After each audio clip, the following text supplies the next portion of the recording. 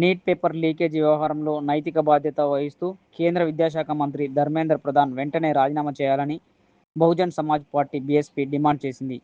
అలాగే ఢిల్లీలోని జంతర్ మంతర్ వద్ద తమ న్యాయమైన డిమాండ్ల కోసం శాంతియుతంగా నిరసన తెలుపుతున్న విద్యార్థులు, యువతపై పోలీసులు లాఠీ చార్జ్ చేయడాన్ని బీఎస్పీ తీవ్రంగా ఖండించింది. ప్రజాస్వామ్య దేశంలో శాంతియుత నిరసన తెలపడం ప్రతి పౌరుడి రాజ్యాంగబద్ధమైన హక్కు అని బీఎస్పీ అభివర్ణించింది.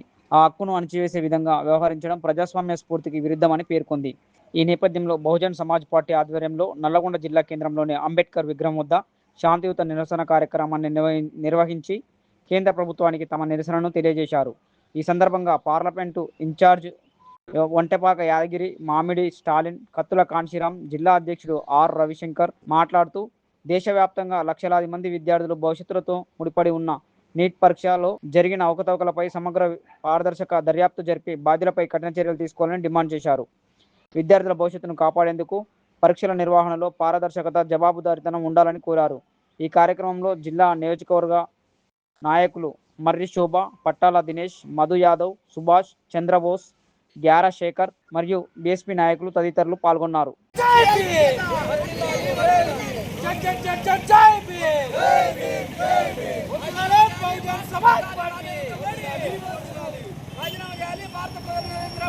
రాజీనామా చేయాలి.